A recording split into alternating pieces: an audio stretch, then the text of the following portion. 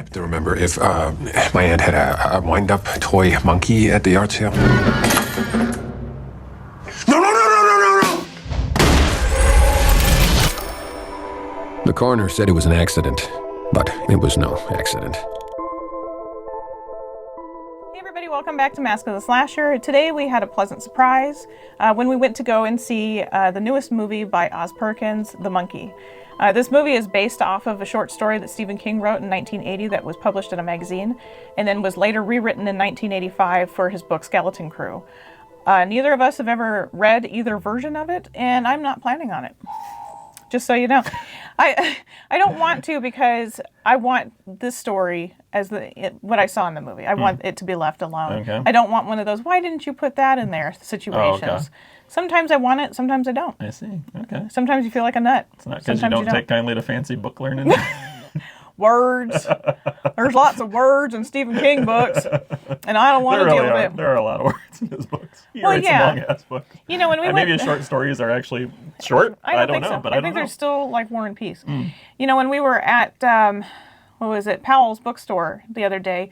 Anybody's ever been to Portland and you love books, go to Powell's. It's enormous. Amazing. But anyway, I had looked at the Stephen King section, which is directly across the way from his son's books. Oh, yeah. Both Bibles. Both enormous books. Oh yeah. my gosh. And I'm just like, he's so wordy. Yeah, I tried to make it through a couple different Stephen King books when I was younger, and I just couldn't do it. Yeah, just a lot of words. I may attempt it at some point. Yeah. At some point, if I find one cheap enough. Yeah. You know. Yeah, I love a lot of adaptations of his stuff, Yeah. but I just can't. Yeah, no, I can't do it. Well, and the fact I've that tried. every director adapts so much to something else as opposed to what the original story was shows. Yeah. Or otherwise, it has to be put into a multiple part series. Yeah. Like the original It. Yeah. Or whatever that annoying one was that I hated watching. What was it? Rose Red or whatever. I never saw that one. Well, it was on TV, and I swear to God, it was like 2 weeks of it. It was probably like 4 episodes, but it felt like 2 weeks of it. And I had to watch it because of I don't know, I was dating I don't know. Horrible. Yeah. Anyway, back to the movie. So, this movie, I only watched the preview one time. I think Josh only watched it one time. And we like keeping it mysterious. Yeah. And we're going to do that for you with this review as well, per Joshua Hahn. Well, I don't want to give too much of the plot away I since it's so understand. new. I mean, we can give the basics, sure, but I don't want to go too deep into it, right? I like it deep. I've heard Deep that. and hard. Anyway, so this movie, without giving too much away, obviously we know there's a monkey involved. It's a toy monkey. It's just like the ones, like an old-timey one. And I always think about Phantom of the Opera. Any folks who've ever watched, you know, I don't know if like the OG Phantom of the Opera had the monkey in it, but the musical did, where there was a monkey anyway. So it's just it's supposed to be like the monkeys that people used to, unfortunately, hire. And they would put little outfits on them, and they'd have the little symbols. Right. It was terrible. And they'd go and get peanuts from people and stuff. It was horrible. Anyway, so that's what he looks like. Right. But he has a drum instead of cymbals because it would not make sense if it was cymbals. Right, yeah. But anyway, so this thing it's kind of like Gremlins, Sorry, yeah. where somebody has acquired this, they wish they hadn't, and they want to get rid of it. But the movie opens up, and we don't know why we are, getting rid of this thing. Why this man comes into like a pawn shop, and he wants to get rid of this thing, and he just keeps saying, I don't want it. Yeah. You don't really want it, and the guy's like, well, it's broken. No, it's not. Just take the damn thing back. But that's all we really know about it. We know that. We'll at least tell you the first part. It kills somebody in the beginning. Yeah. So then we know why it's not a good monkey. It's a bad monkey. After this pawn shop scene, we meet 2 boys who are twin brothers. One is 3 minutes older than the other one, and he likes to let his little brother know that, and he completely bullies him. Yeah, a total dick. He is an ass. He's an asshole. And I've never seen where twins, obviously they argue just like any sibling, but I've never seen it to where it's been like that. Right.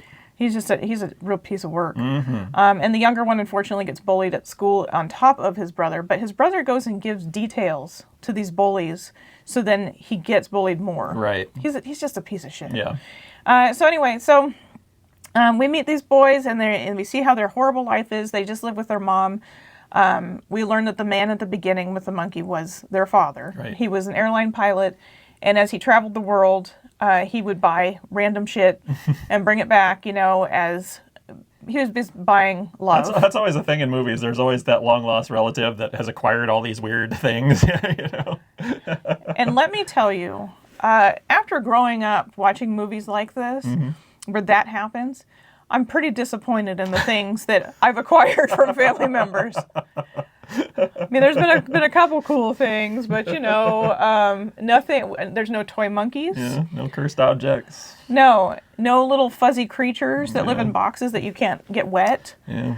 Not even a Furby for that matter. That's right. You know, but anyway, so the boys they open up a closet and they see all this shit that their dad had bought over the years, and they discover the monkey. And then things start to go awry. Yes. They start to go awry. Like Josh doesn't want to, and I won't. We're not going to spoil it for anybody. But shit hits the fan. Yes, it does. Hard, in fast. a spectacular manner. Oh my God. We were in utter joy during this movie, watching all of the amazing special effects, gore. It's just delightful. I don't think it's spoiling anything to say that there are many deaths in a horror movie. Yeah. And the deaths in this movie are just fantastic. They are. I was laughing through the whole thing. Yeah. It was just so delightful. It was. I was surprised and delighted. Well, I'm glad you were surprised and delighted.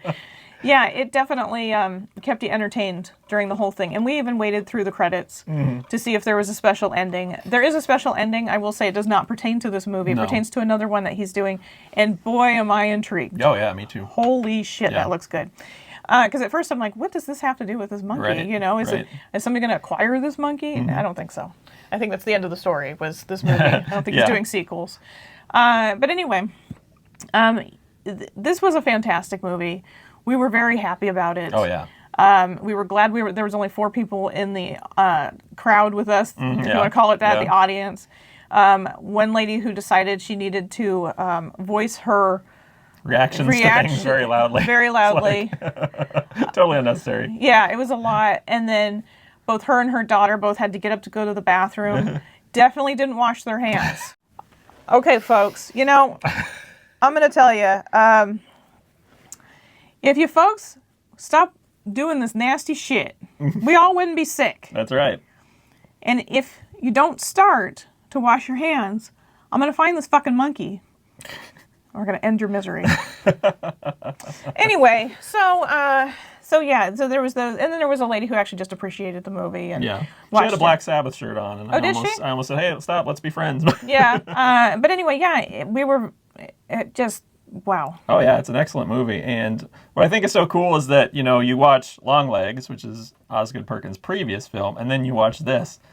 Totally different vibe, totally different everything. And it's just so cool to see somebody that can do things in so many different directions, because a lot of directors, let's be honest, even the great ones, have their certain shtick, you know? Yeah. And, you know, oh, yeah, that's a Sam Raimi thing, or oh, that's John Carpenter. Yeah. And don't get me wrong, I love Sam Raimi and John Carpenter, but you know, right off the bat, it's, you know, whereas this is just like, he just totally switched gears for this. And I think that's so cool to see. Like, it kind of reminds me like, okay, sorry, it's going to be nerdery central here, but when I was in college, I took a film class, and the main focus of that class was Howard Hawks. It was kind of all about how Howard Hawks was a jack of all trades. Like, he could direct any type of movie. He could direct science fiction, westerns, you know, dramas, noir, whatever. He could do all these different things. And that's kind of the vibe I get when you compare, you know, Longlegs to The Monkey. Yeah. You know, it's just like, yeah, they're both horror movies, but they're both totally different from one another. And I think that's so cool. Well, yeah, because I was anticipating when we first see the home that the boys and their mom live in. And it was, of course, once again, mid-century,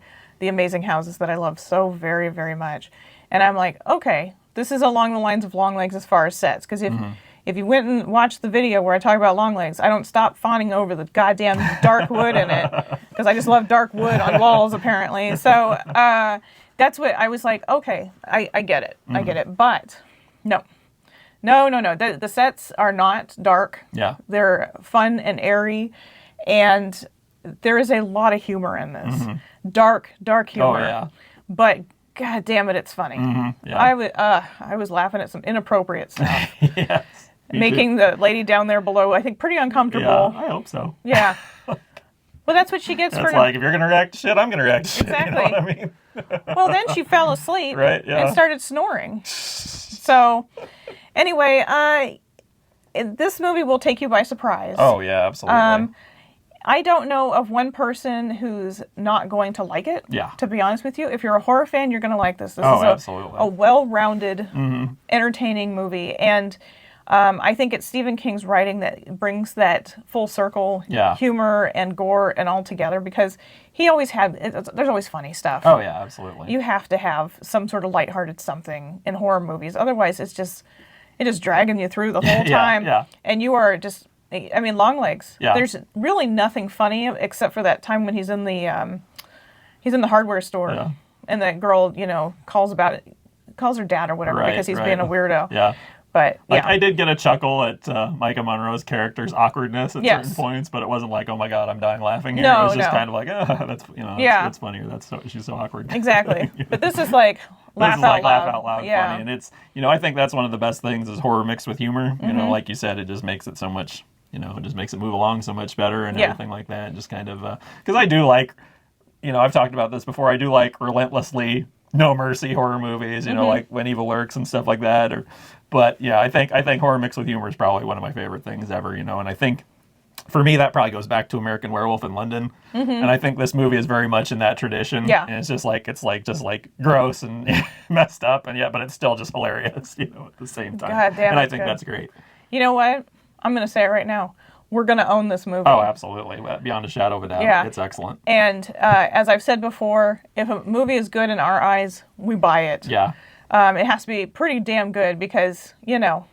Nowadays, everything's on streaming, but I just feel like it's even like with music or like with movies, anything, I feel a lot better about supporting the artists, or the director or whatever that I really appreciate by actually making that effort to physically purchase something, whether it be memorabilia from the movie or the movie itself or whatever. And the special features, of course, that's, a pretty big deal. Yeah. But also, it's one of those situations where how many damn times have I want to go see such and such and see if it's on streaming, and it's nowhere. Right. But for about 2 years prior, it was everywhere, and now you suddenly can't find it. So that is why I purchase things now, because I think that I'm going to enjoy it enough to watch it again and again, and I want to always have a way to do that, no matter what. I think the performances all around are pretty good in this. Theo James plays Hal and Bill. He plays a dual role, and they both couldn't be more different from one another, so I think that's pretty cool. Yeah. I wasn't familiar with him prior to this, but I thought he did a great job. Yeah. Tatiana Maslany, who Marvel fans will know as She-Hulk, was in the movie as Hal and Bill's mother. I thought she did a great job. She just had a very dry kind of sense of humor about them. Some things. So I just loved when he, not giving too much away, but she gives the boys a talk about death that's just so inappropriate. Oh my God. Like the worst thing you could say to your kids about death. So not only are the adult Hal and Bill played by the same actor, same thing goes with the younger version of Hal and Bill.